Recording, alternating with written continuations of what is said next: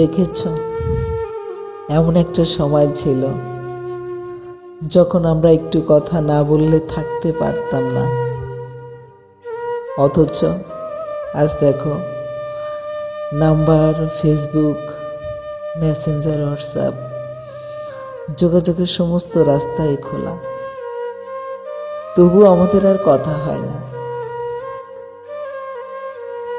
তাই বলে যে ভালোবাসা শেষ হয়ে গেছে এমন নয়, শুধুমাত্র যোগাযোগটা বন্ধ হয়ে গেছে। আজও প্রত্যেকটা দিন, প্রত্যেকটা মুহূর্ত আমি তোমার শূন্যতা মর্মে মর্মে উপলব্ধি করি। তোমার ফেলে যাওয়া স্মৃতিগুলো বুকে আগলে ধরে নীরব রাতে চোখের জলে প্রহর গুনি। তুমিও হয়তো অবলীলায় আমাকে নিয়ে ভাবো, হয়তো ফেসবুকে স্ক্রল করতে করতে গোপনে আমার টাইম লাইন, পোস্ট, স্টোরিগুলো চেক করো।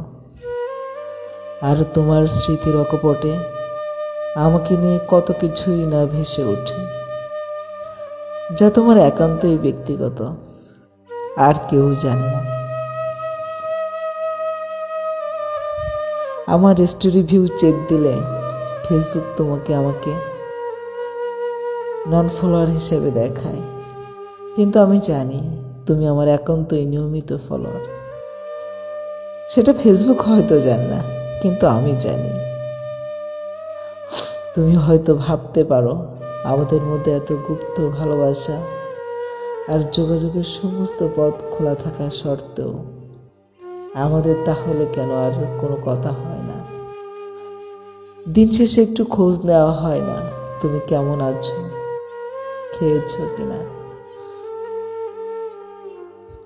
কারণ হলো, তুমি তোমার নিজের অজান্তে আমাদের দুজনার সম্পর্কের মাঝে যে বিচ্ছেদের অদৃশ্য প্রাচীর গড়ে তুলেছ, তা আমাদেরকে আলাদা করে রেখেছে,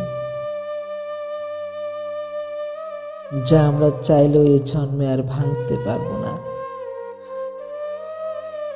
তাই যোগাযোগের সমস্ত পথ খোলা থাকলেও আমাদের আর কখনো যোগাযোগ হবে না।